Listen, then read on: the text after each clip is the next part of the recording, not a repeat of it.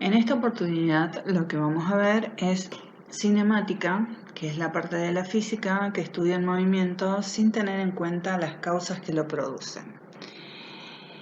Específicamente vamos a dar una definición de lo que es movimiento, que es el cambio de posición con respecto a un punto considerado como fijo. Si nosotros nos ponemos como punto fijo y miramos a una ruta, vemos pasar un auto, ¿sí? Entonces decimos que este auto está en movimiento.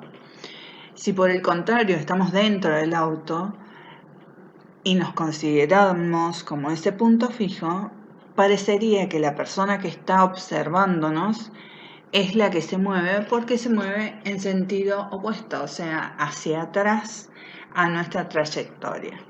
Entonces, depende de cómo es que consideremos ese punto fijo, vamos a saber si esto se mueve o no.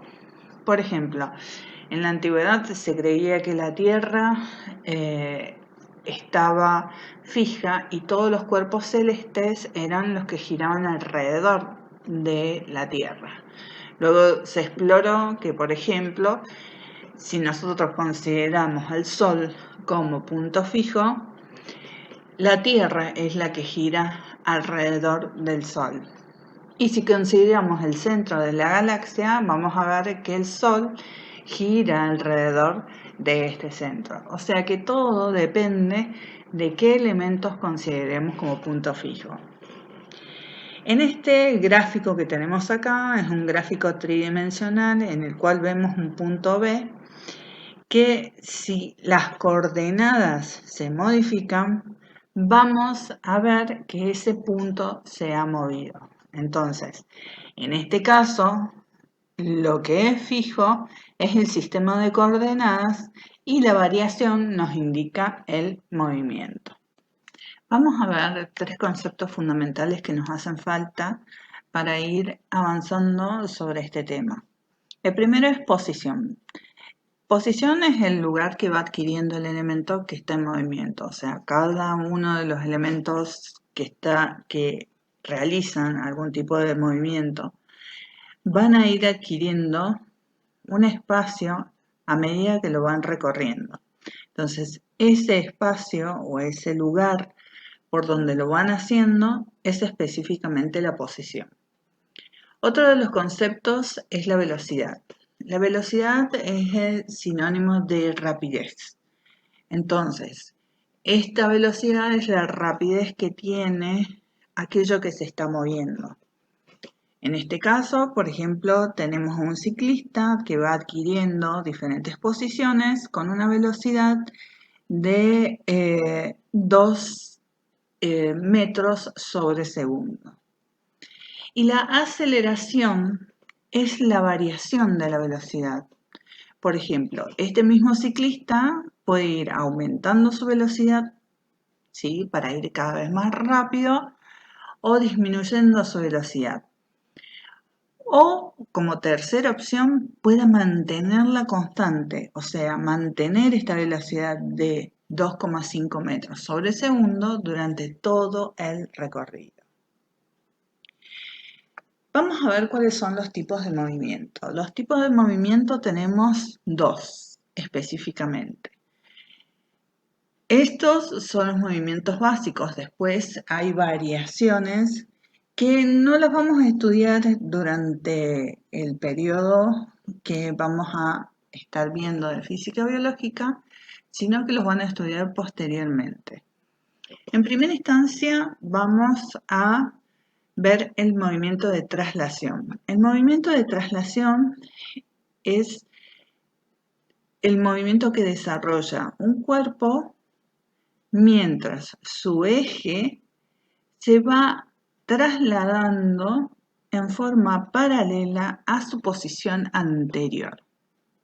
Por ejemplo, acá tenemos el eje de la Tierra, ¿sí? Acá tenemos el Sol.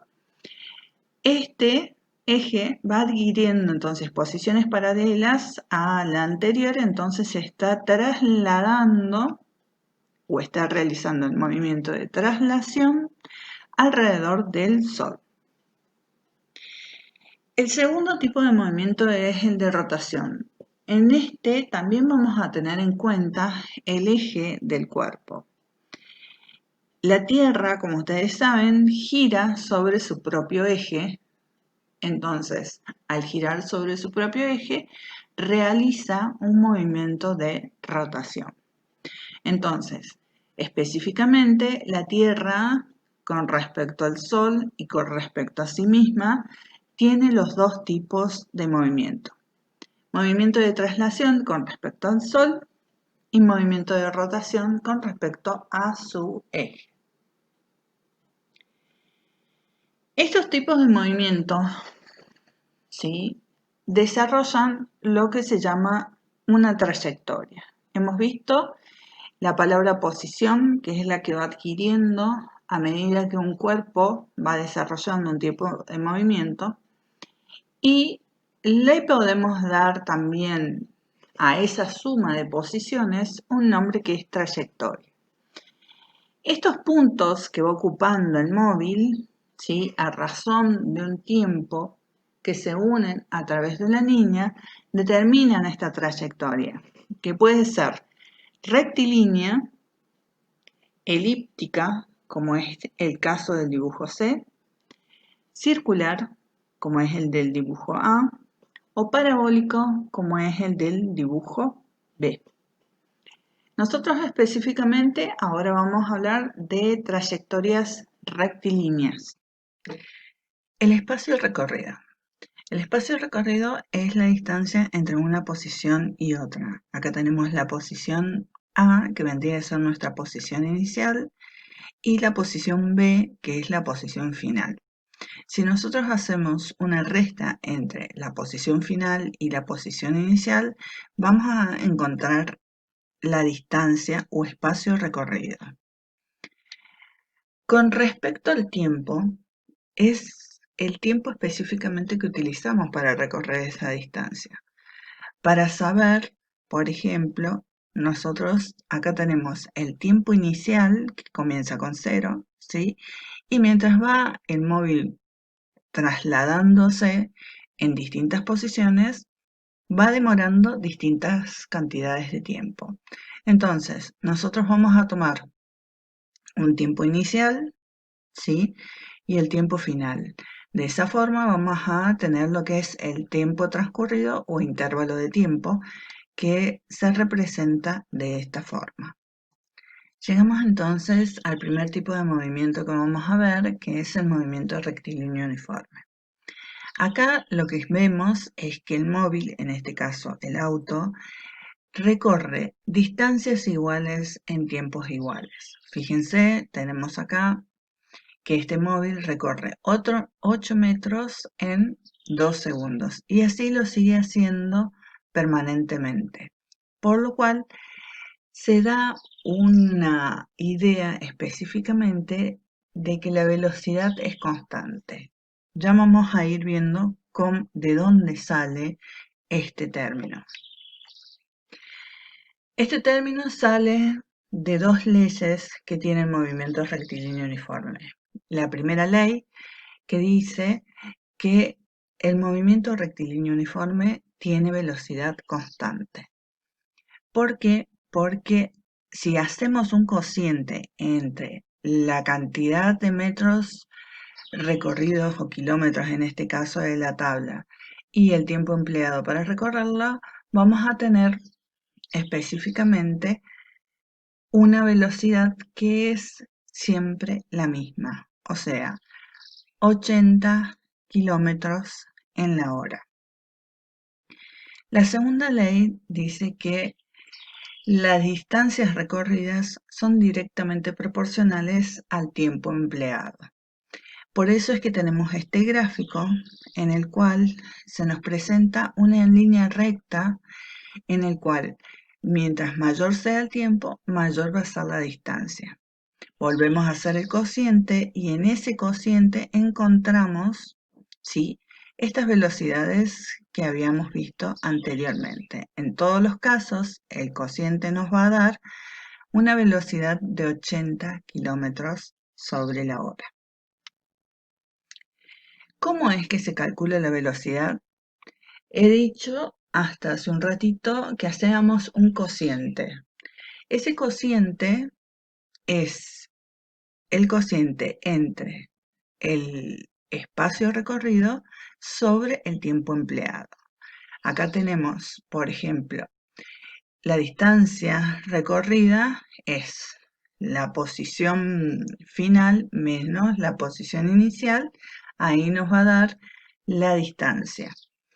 Y el tiempo empleado para recorrerla es la resta entre el tiempo final y el tiempo inicial. Si nosotros hacemos un cociente entre estas dos variables, tenemos lo que es la velocidad. Entonces, como definición, tenemos que la velocidad es igual a la variación de la distancia sobre la variación del tiempo. Si nosotros hacemos un traspaso de términos, en primera instancia, ¿sí?, pasamos lo que está dividiendo aquí, ¿sí?, a este otro lado, que queda multiplicando, nos queda b por el tiempo empleado, y después hacemos un traspaso de este término, que es la distancia inicial hacia el otro lado, nos va a quedar una ecuación que se llama la primera ecuación horaria. Esta nos permite calcular la posición en función del tiempo. Entonces, la primera ecuación horaria es la distancia final igual a la distancia inicial más la velocidad por el tiempo empleado para recorrer este movimiento que se ha realizado. Las tres ecuaciones horarias que tiene el movimiento rectilíneo uniforme son la primera, que es la que acabamos de deducir, que nos permite calcular la posición final, la velocidad, que es constante, que es la primera ley que ya hemos visto, y agregamos una tercera. Esta tercera nos muestra que no hay aceleración, no hay variación de la velocidad. Como dijimos en una de las leyes del movimiento rectilíneo uniforme, la velocidad es constante. Y si la velocidad es constante, no hay aceleración. Entonces, la tercera ecuación horaria nos muestra que la aceleración es igual a 0. De esta forma, tenemos que representar, ¿sí?, esto que acabamos de ver. Esto se hace a través de lo que se llama la pendiente de una recta. La pendiente de una recta es la diferencia con la tangente, que es la que tiene las unidades. La fórmula de la pendiente, si ustedes se fijan, es una fórmula muy similar a la que hemos visto anteriormente, en la cual si reemplazamos m, ¿sí?, vendría a ser la velocidad, acá en el eje y, ¿sí?, vamos a tener la variación de la posición, que vendría a ser la distancia, y acá en el eje X vamos a tener la variación en el tiempo. O sea, que siempre en X vamos a ir cuantificando los tiempos y en el eje Y vamos a ir cuantificando las distancias. Por ende, ese cociente nos va a dar la velocidad. Entonces, si se fijan, acá nosotros estamos representando la velocidad del movimiento rectilíneo uniforme con respecto a la distancia recorrida y el tiempo empleado.